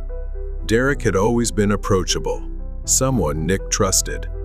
But during a casual visit to Derek's house, Nick sensed something was off. Derek's home was cozy, adorned with old family photos, and faintly smelled of wood. While chatting over coffee, Nick's sharp detective instincts picked up on strange details. Scratches on the floor near a cabinet, an unusual lock on the basement door, and a faint metallic scent in the air. While Derek excused himself to take a call, Nick wandered through the living room, his curiosity growing. A framed photo on the mantel caught his attention. It was a picture of Derek standing with a group of locals, including a man reported missing months ago. That night, Nick pretended to leave but parked his truck nearby, watching. Using his lock-picking skills, Nick snuck around the back and gently opened the door. Nick opened the basement door and descended the stairs. The stench hit him first, a nauseating mix of damp earth and decay. The dim light from a single bulb revealed a chilling scene. Rows of Polaroids were pinned to the walls, some showing missing persons from case files, all in varying states of fear and distress. A bloodied tarp covered something large on the floor. Nearby were necklaces, wallets, and torn jackets scattered carelessly. The basement resembled something out of a nightmare. Rows of industrial freezers lined the walls, each labeled with dates and names. A workbench was filled with surgical tools, knives meticulously arranged. As Nick turned to leave, he heard footsteps above. Derek's voice rang out, calm but chilling. You weren't supposed to see this, Nick. Derek appeared at the top of the stairs, holding a shotgun, his face devoid of its usual warmth. He revealed his twisted reasoning, claiming he was protecting the town by ensuring no locals came to harm. Knowing he couldn't reach his concealed weapon, Nick noticed a toolbox on a nearby shelf. Inside, he spotted a flashlight with a cracked lens and a reflective object sticking out of the corner, an old mirror. He began forming a plan. Nick stepped back toward the toolbox, feigning nervous compliance. At least let me clean up the mess I've made, Derek. Let me pull the tarp back. As Nick knelt to adjust the tarp, he discreetly grabbed the mirror from the toolbox. Using the flashlight's cracked lens to create a distraction, he angled the mirror to reflect the light from the overhead bulb. Nick raised the flashlight, aiming it at Derek. The cracked lens split the beam, momentarily blinding and distracting him with a sudden burst of light. As Derek instinctively stepped back, Nick lunged toward a nearby shelf, knocking over a stack of paint cans. The heavy cans tumbled down, causing Derek to stagger and drop the shotgun. Nick slammed the basement door shut and locked it from the outside, using a nearby chair to block the handle. Wasting no time, he pulled out his phone and called for backup. Authorities arrested Derek and seized the horrifying evidence from the basement. Inside the freezers were packages labeled as meat, but peeling back the layers revealed severed hands and feet, meticulously wrapped and disturbingly labeled. Even as the case was closed, Nick couldn't shake the feeling that the darkness of Silver Hollow ran deeper than his cousin's monstrous deeds. Escape from the terrifying snowstorm night. This happened a few New Year's Eves ago. I was driving to my parents' house to celebrate the new year with them. A simple trip. I was used to long drives. Snow started falling about an hour into the drive. Light at first, but it kept coming until I found myself in the middle of a snowstorm. The highway grew slippery, and visibility dropped to near zero. My car, a small one, wasn't built for driving in the snow. The tires slid even on the smallest incline, and I realized I needed to stop. I texted my parents about my situation to reassure them, but honestly, I wasn't so sure myself. An hour passed, and the snow only got worse. I began worrying about running out of gas or draining the battery by keeping the heater on too long. I kept the engine running, hoping the storm would ease. The wind howled outside. I began to feel the weight of isolation when I glanced in the rearview mirror and saw headlights cutting through the storm behind me. I felt an overwhelming relief as a snowplow stopped beside me. Finally, someone had come to help. The truck slowed and stopped beside me. It was the driver, a man leaning out the window. He was an older man, perhaps in his late 50s, wearing a thick coat and a black knit cap pulled down over his ears. I expected him to say something, but he just stared at me for an uncomfortably long moment. His voice was hoarse, like someone who had smoked for years. Are you okay? He asked. I told him I didn't think my car could handle the conditions, and he said to get in, that he'd take me somewhere safe. He got out of the truck. I hesitated. I didn't know this man, and he seemed a little strange, but he appeared sincere. The storm was relentless, and staying wasn't an option. All right, I replied, then asked if he could take me to my destination. He didn't answer right away, his eyes darting quickly behind my car, as if looking for something. Then, without a word, he told me to get in. The warmth inside the snowplow was a relief compared to the biting cold outside. We didn't talk much during the ride, but as the minutes passed, I began to sense something strange. As I glanced out the window, I realized we weren't heading toward my parents' house. The surroundings looked unfamiliar. A lingering unease crept in. I asked, trying to sound casual, "Are we going the right way?" The driver didn't look at me and said it was a shortcut. At least GPS showed we were going the right way, so I figured I was just being paranoid. I glanced around the truck. Everything was a mess. Empty whiskey bottles and torn maps stuffed into the side compartments. My eyes stopped at something wedged between the seats. A knife, half hidden under the chair. Suddenly, I saw a small house ahead, the only house I'd seen after a long stretch of emptiness. I knew I had to act before something bad happened. A sense of foreboding washed over me. I waited until we got closer, took a deep breath, grabbed the door handle, and kicked the door open as hard as I could. I flung the door wide and ran into the snowstorm. The blizzard made visibility almost zero. The thick snow slowed my steps, but I pressed on toward the faint light of the wooden house. Behind me, I could hear him shouting, but I didn't stop. The snowplow driver didn't give up. He rummaged through the glove compartment and pulled out a handgun, yelling, "Get back here! You're not going anywhere!" As I neared the house's door, he fired the gun. I thought I'd used up all my luck when the bullet grazed my shoulder, leaving a painful wound. Staggering, I banged on the wooden door, shouting for help. A man appeared with a shotgun in hand. Before I could explain, he seemed to understand and quickly pulled me inside, slamming the door shut. He stayed outside, shouting, his eyes wild and unrelenting.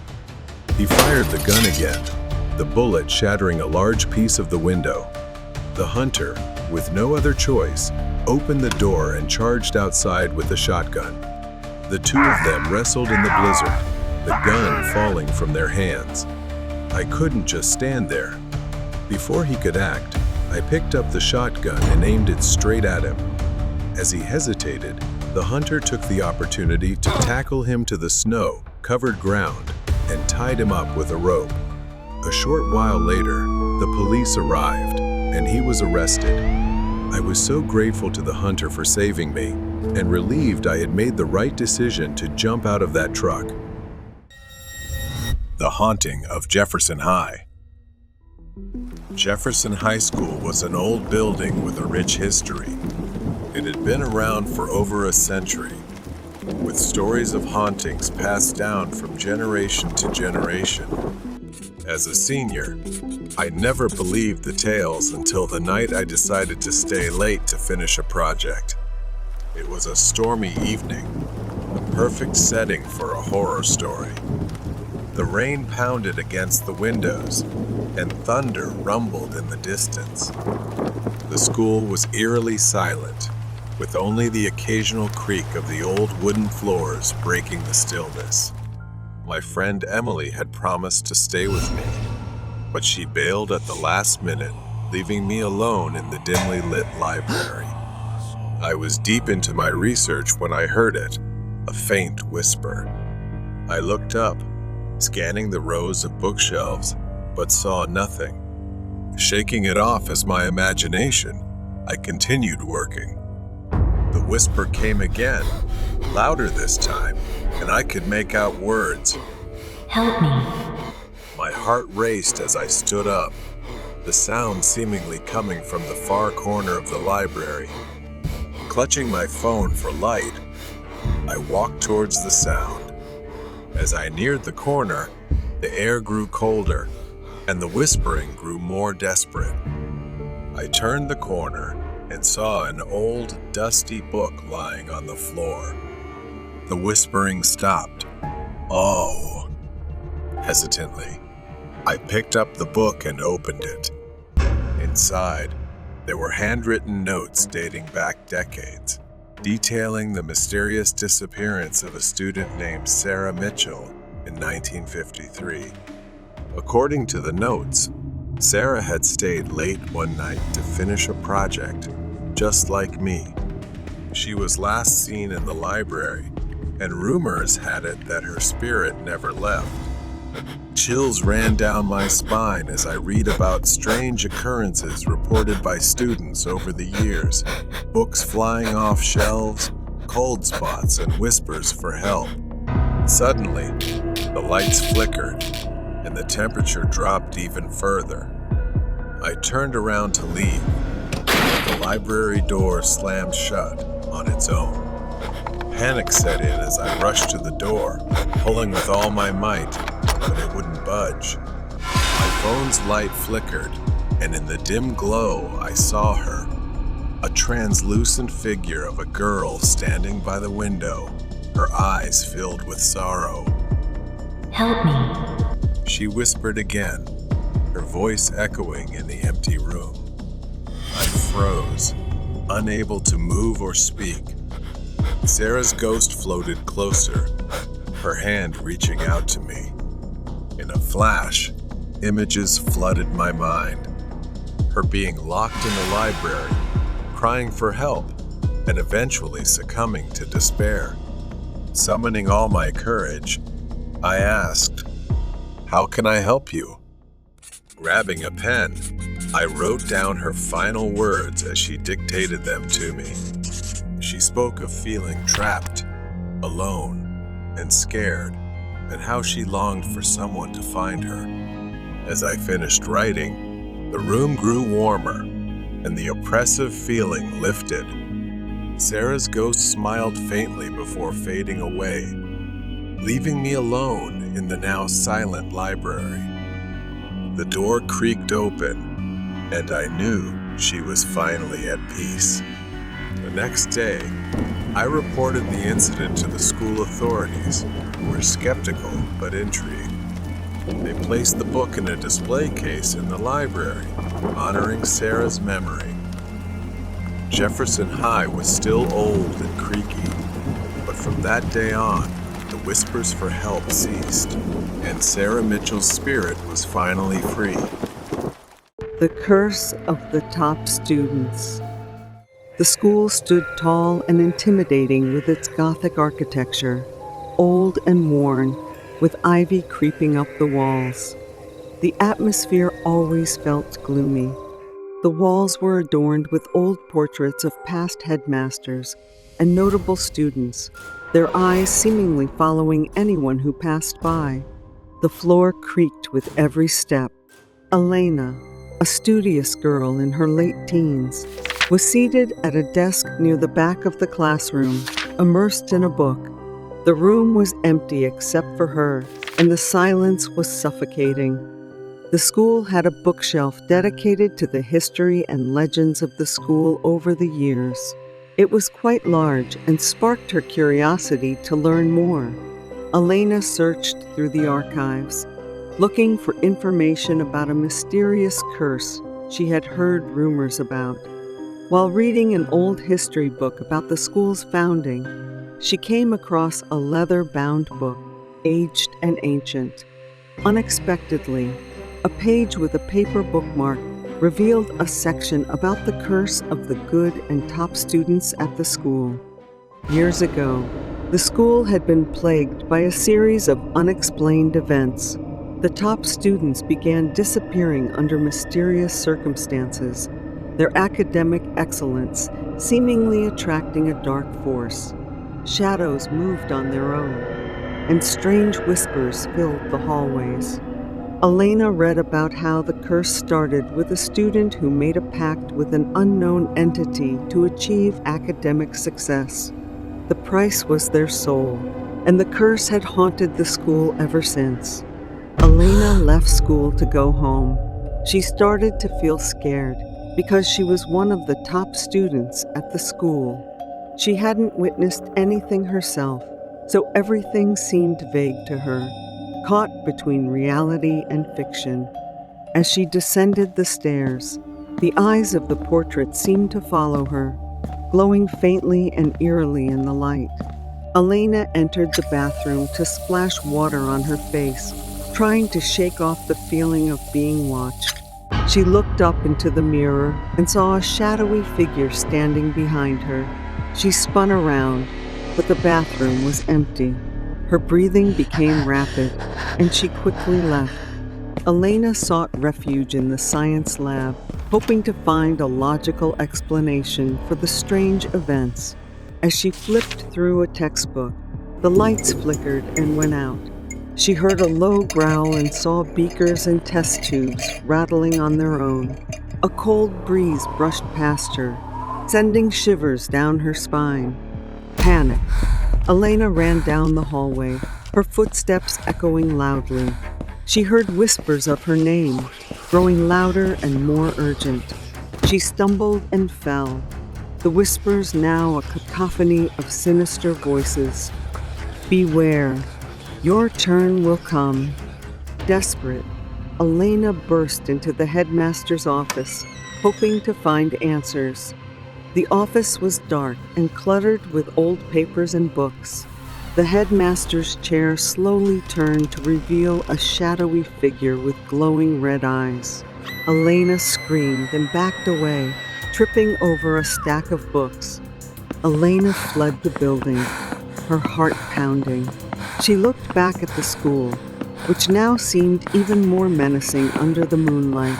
As Elena ran across the school grounds, she felt a presence chasing her. She reached the gates and looked back one last time. There was a dark shadow peering out from the window. Safe back in her room, Elena tried to calm herself, but the events of the night kept replaying in her mind.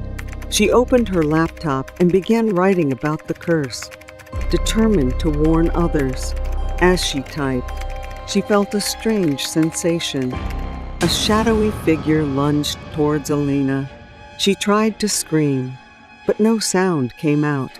The figure grabbed her arm, and she was suddenly overwhelmed by a flood of terrifying visions, students being dragged into darkness, their faces twisted in silent screams, and the entity that started the curse grinning maliciously. Elena saw the student who made the pact, standing before a dark figure with glowing eyes, signing a blood-soaked contract. Elena snapped back to reality, the shadowy figure gone. She was left shivering, a dark mark on her arm where the figure had grabbed her. The screen faded to black, and the only sound was a whisper. Good luck. If you don't leave, you will be next. She didn't know if the curse would follow her, But with such a warning, she decided not to stay another minute. The next day, she left and transferred to a different school. Not long after, the school was abandoned due to rumors, and students gradually left. The elevator of apartment 13. I had just moved into a new apartment building, a towering structure of steel and glass in the heart of the city. The building was modern, with sleek finishes, keycard access, and an array of amenities. But what attracted me most was the affordable rent, something almost too good to be true in this part of town. My apartment was on the 13th floor, which didn't bother me despite the superstitions surrounding that number. The first few weeks were uneventful. I was still settling in, getting used to the sounds of the city and the hum of the building. The neighbors were quiet, and I rarely saw anyone in the hallways or elevator. However, I began to notice something strange about the elevator itself. Every time I used it, it seemed to take longer to reach my floor, and there was always a strange clicking noise just before the doors opened. One evening, after a long day at work, I stepped into the elevator, ready to unwind in my apartment. The elevator was empty, as usual, and I pressed the button for the 13th floor. The doors slid shut with a soft hiss, and the elevator began its ascent. As I leaned back against the wall, I felt the familiar sensation of the elevator moving, but then, abruptly, it stopped. The lights flickered, and for a moment, I was plunged into darkness. My heart raced as I fumbled for my phone, using its screen as a makeshift flashlight. The elevator jolted, and the lights came back on, dimmer than before. Help me! The floor indicator showed that I was between the 12th and 13th floors. I pressed the buttons repeatedly, but nothing happened. Suddenly, the elevator began to descend slowly, as if under someone else's control. The air grew thick, and I felt a strange pressure on my chest, like something heavy was pressing down on me. The clicking noise started again, louder this time, echoing through the small space. I glanced at the ceiling, half expecting to see the source of the noise, but there was nothing there. The elevator stopped on the 10th floor, and the doors opened. I peered out into the hallway, which was eerily dark, the overhead lights flickering sporadically. My instincts told me to get out, but something held me back. There was a presence in the hallway, something unseen but undeniably there. The hairs on the back of my neck stood on end, and I quickly pressed the closed door button, my hands trembling. The doors shut, and the elevator continued its descent, but the clicking noise didn't stop. It was almost rhythmic now, like footsteps above me. I stared at the ceiling, fear gripping me as the noise grew louder and faster. The elevator stopped again, this time on the 8th floor. The doors creaked open, and I saw a shadowy figure standing in the hallway, just out of the light's reach. My breath caught in my throat. The figure didn't move, but I could feel its eyes on me, watching. The temperature in the elevator plummeted, and my breath came out in visible puffs. I slammed my hand on the buttons, desperate to get the elevator moving again, but it refused to respond. The shadow began to move toward me, slowly, deliberately. Just as it reached the threshold of the elevator, the doors snapped shut, and the elevator plunged downward, faster than before. I held onto the railing, my heart pounding in my ears. The clicking noise was now deafening, as if whatever was in the elevator shaft was right above me, following me. The elevator stopped suddenly, the doors opening to the lobby. I stumbled out, gasping for air, and looked back just in time to see the shadowy figure standing in the elevator, its hand outstretched as if reaching for me. The doors closed, and the elevator ascended again, disappearing into the darkness of the shaft. Shaken, I reported the incident to the building management, but they found nothing wrong with the elevator.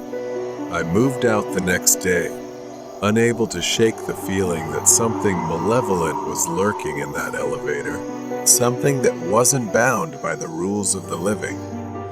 To this day, I avoid elevators, especially in old buildings, and I'll never forget the feeling of that cold, oppressive presence in the apartment building of 13. It was a reminder that some places are haunted not by ghosts, but by something far more sinister.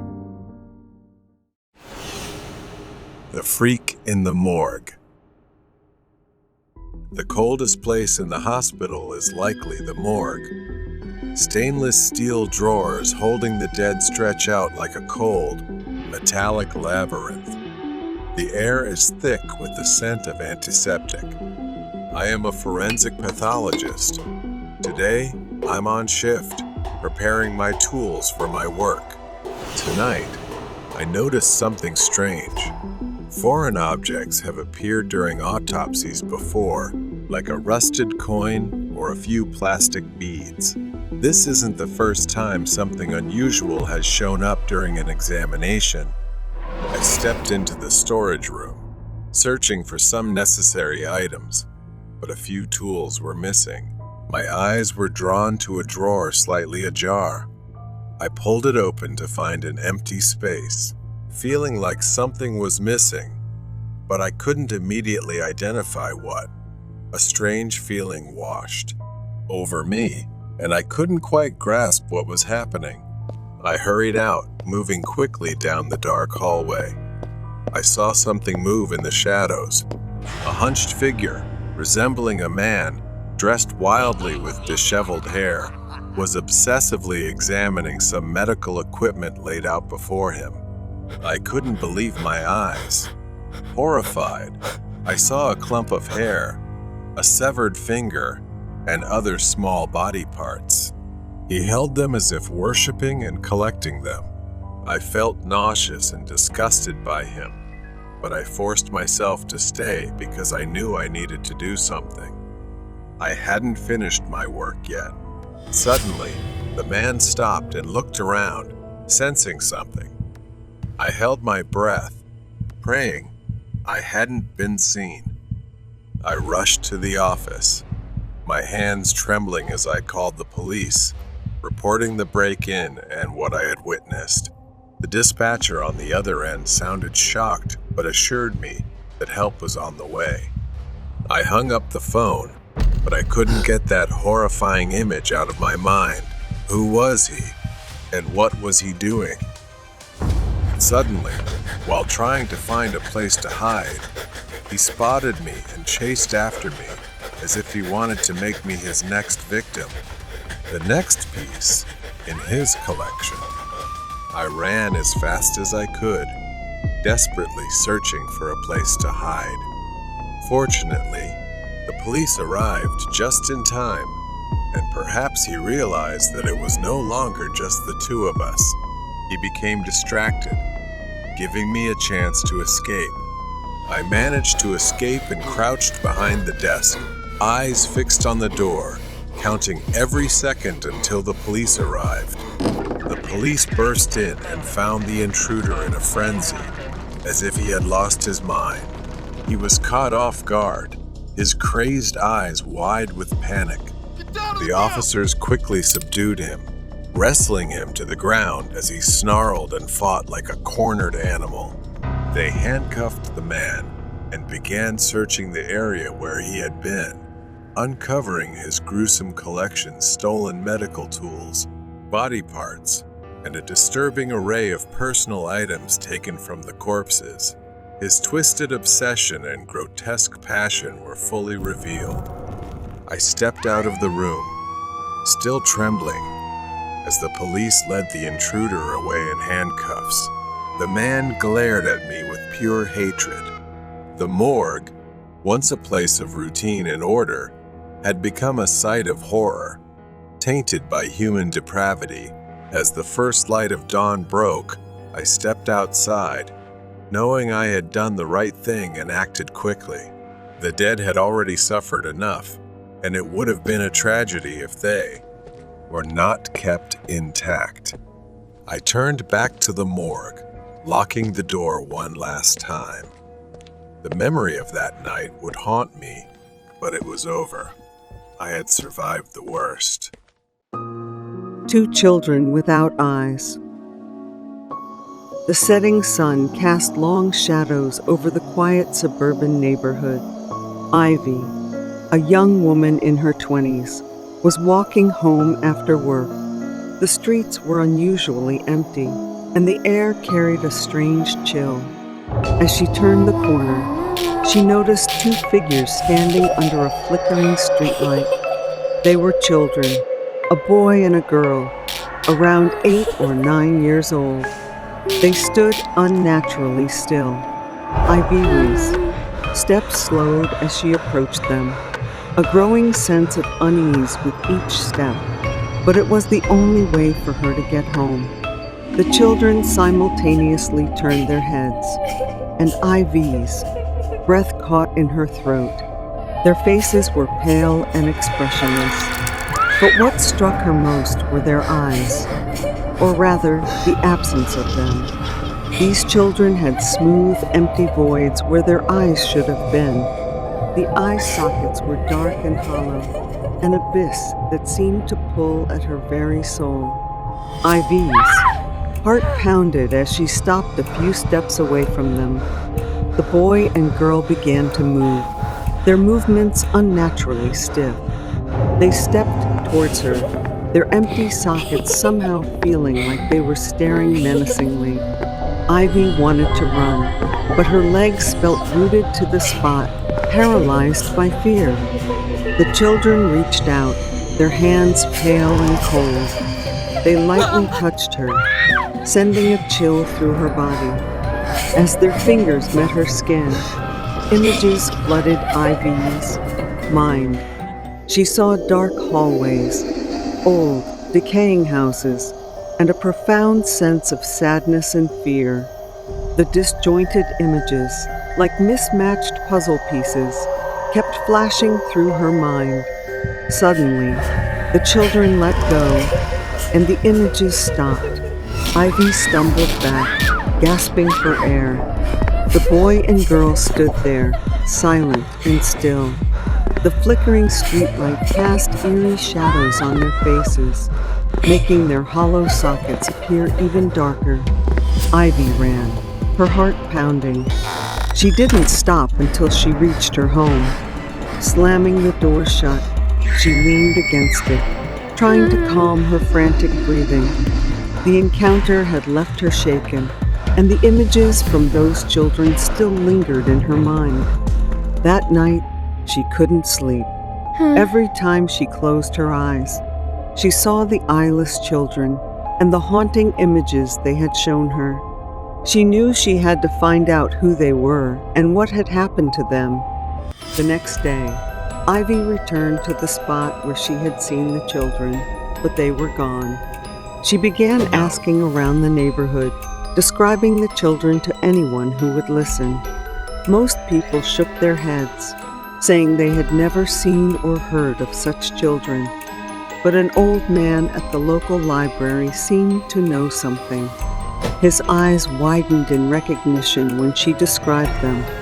He told her about a tragic accident that had happened many years ago.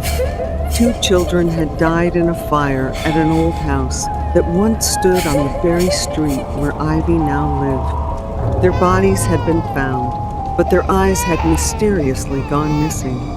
The house had been abandoned and eventually demolished, but it was said that the children's spirits still haunted the area.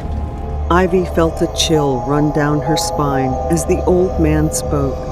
She realized that the images she saw were the children's memories, their plea for help, determined to soothe their spirits. She decided to search for the remnants of the old house. It took many days of searching, but she finally found it. It was a patch of overgrown grass, hidden behind a row of new houses. As she stood there, she felt a presence around her. The air grew colder, and she knew the children were near. Ivy knelt down and began to dig. She uncovered charred pieces of wood, the remains of the old house, and then she found a small, scorched box. Inside were 2 porcelain dolls, their eyes missing.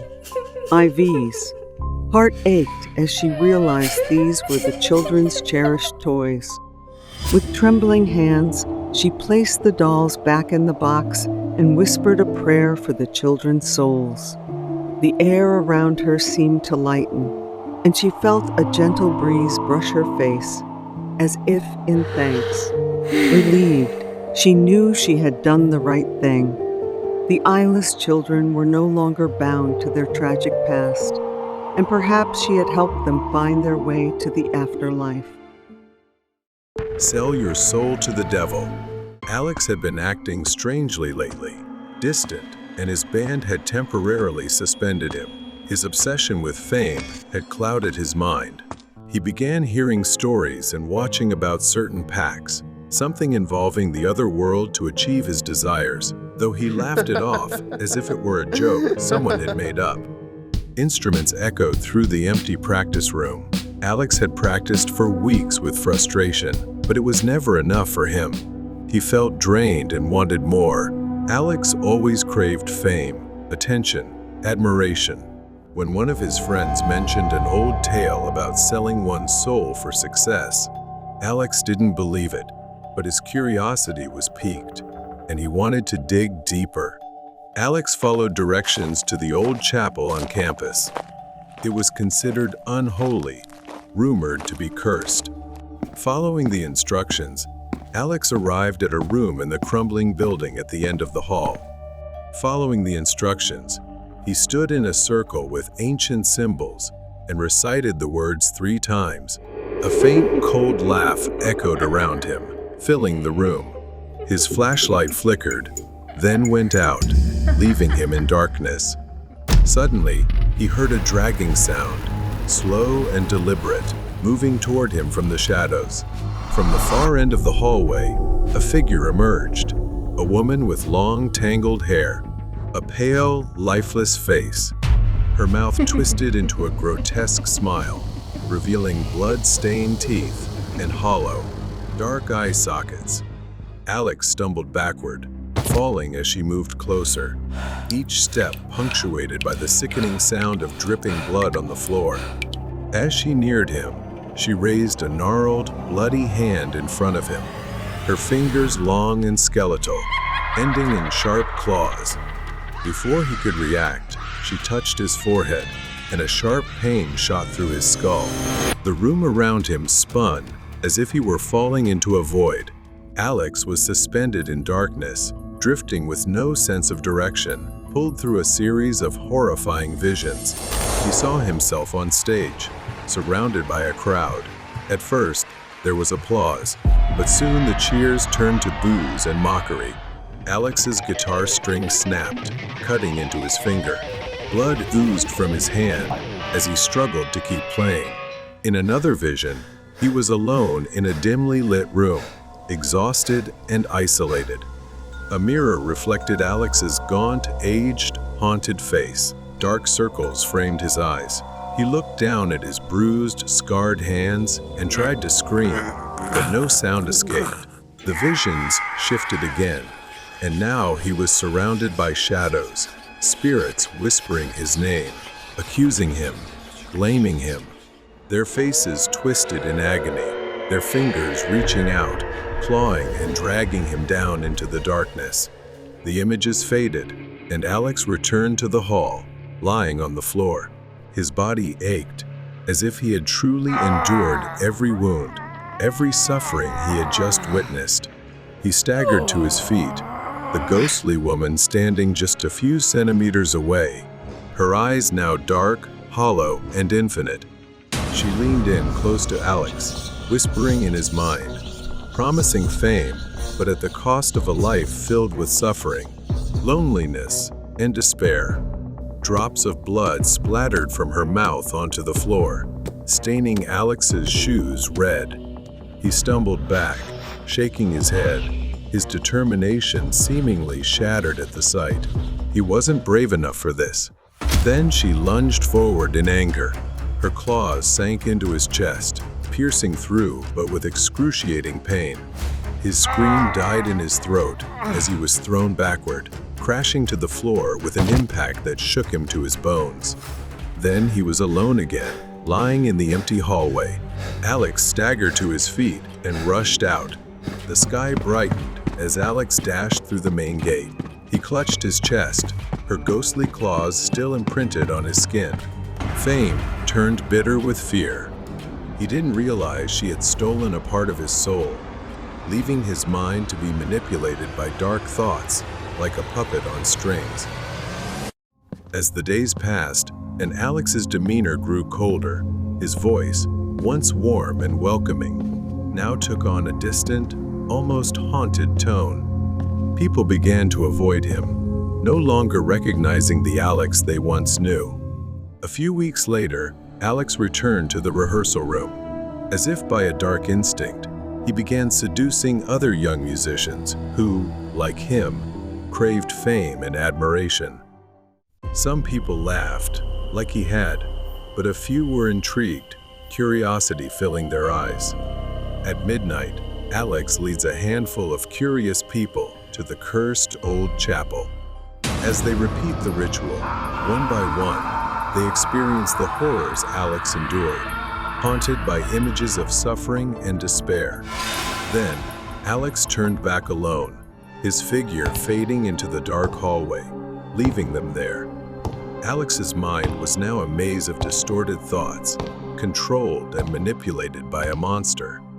Puppets do dark things. Late shift and creepy encounter. It is now 9:30 p.m., and I am still here, stuck in the dim light of the computer screen, the only source of light in a dark, empty office. I glance at the clock, sighing in frustration. I have worked here as a software engineer for 2 years, and nights like these have become all too familiar. I hope to leave soon, but I am still waiting for one last file. I push back from my desk, rubbing my tired eyes. The building is silent, too silent. I stand up, deciding to grab a cup of coffee from the cafeteria to stay awake. As I walk through the open office space, I enjoy the quiet, a calm after the daily chaos of the workday. The sound of the coffee maker buzzing is a small comfort as I pour myself a cup. An idea sparks in my mind, and with a mischievous smile, I head to the security room. After working long hours, I have a master key card that opens every door in the building. I swipe the card and step inside, greeted by a wall of screens, each showing a different part of the building. I sit down, curious, and start scrolling through the camera feeds. It's strange to see the empty squares, the vacant hallways making the passage of time more intriguing. Then, something unusual catches my eye. The elevator doors on the ground floor open, and a woman in a green dress steps out. I have never seen her before, and I am sure she doesn't work here. I track them on the camera, watching as they hold hands walking down the hallway. I lean back in my chair, stunned. Mr. Newman, my boss who left early for a celebration, has returned here in the middle of the night with another woman. I switch to other camera feeds, waiting for them to leave, and I return to his office feed feeling something is off about their expressions. I have a bad feeling. The door opens, and the woman rushes out, clearly upset. Mr. Newman follows, trying to reassure her. After a tense exchange, they head towards the cafeteria. I quickly switch to the cafeteria camera, and sure enough, they enter, sitting at a table. Mr. Newman stands up and sneaks into the kitchen area, leaving her alone. I switch to the kitchen feed, and what I see chills my blood. He is holding a knife, his expression tense, eyes searching for something. My mind races, and before I know it, I rush to the cafeteria. I approach the woman from behind, placing a hand over her mouth before she can scream. "I'm here to help," I whisper. "You need to leave. He's going to hurt you." She looks at me, confused yet scared, and nods. We turn to leave, but Mr. Newman appears in the doorway, blocking our exit, knife firmly in hand. He sneers, asking where we think we're going. I step forward, trying to shield her. He laughs, a cruel sound echoing down the hallway mockingly, saying that if so, he'll make sure we both disappear. I feel the woman beside me tense up, his expression shifting as his eyes narrow when he lunges forward, the knife aimed directly at me. I defended, but the impact was still so brutal that the blade stabbed into my hand. The pain seemed to painfully spread throughout my body. I staggered back, gritting my teeth against the intense pain of his madness. He starts shifting his focus to her, cornering her against the wall, and he begins to wildly raise the knife in anger. Desperation drives me, and I grab a nearby chair, swinging it with the last of my strength. The heavy metal frame strikes his head, causing him to stagger back. Blood flows from the cut on his forehead as he crashes to the floor, dazed for a moment. The woman screams, but she quickly pulls out her phone, her hand shaking as she calls the police. I fell against the wall, clutching my arms, my vision blurring as I struggled to stay conscious. He hisses, wiping blood from his face, saying that what I've caused will have consequences because I've ruined all his plans. He tries to stand up, but he staggers, his breathing becoming rapid and angry. The woman steps back, her voice trembling as she speaks into the phone, reporting our location. She stares down at him, a mix of fear and anger on her face. He looks up, eyes wild, and lunges toward her, but I try to grab his ankle, pulling him down. I strain to pull painfully. I shout, my voice hoarse, "Enough! It's over. You won't get away with this." The sound of approaching sirens fills the air, their wails piercing the silence. The police are on their way. Newman's face pales as he realizes time is running out. He kicks my hand in a desperate attempt to escape. The police burst into the building, their flashlights cutting through the darkness. They find us in the hallway, and within moments, Newman is handcuffed, his expression one of utter defeat as they lead him away. I was loaded onto a stretcher. The paramedics stabilized my arms while the woman stood next to me, her face a mixture of relief and remorse. The next morning, I sit in a room at the police station, an officer seated across the table, looking at me seriously. He recounts the details they have uncovered. Newman had been seeing the woman at the scene, promising to be with her. But when she found out he was married, she threatened to expose him. Panicked and desperate to protect himself, he planned to eliminate her, believing no one would be there to witness his crime. He brought her to the office, hoping to use the quiet space to his advantage. What he didn't anticipate was my presence, my late-night habits, and my caution leading me to the security room.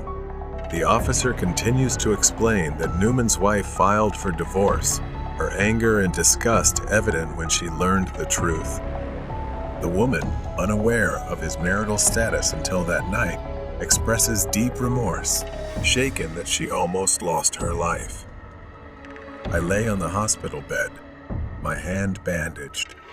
The events of that night replayed in my mind, each moment vivid and unsettling.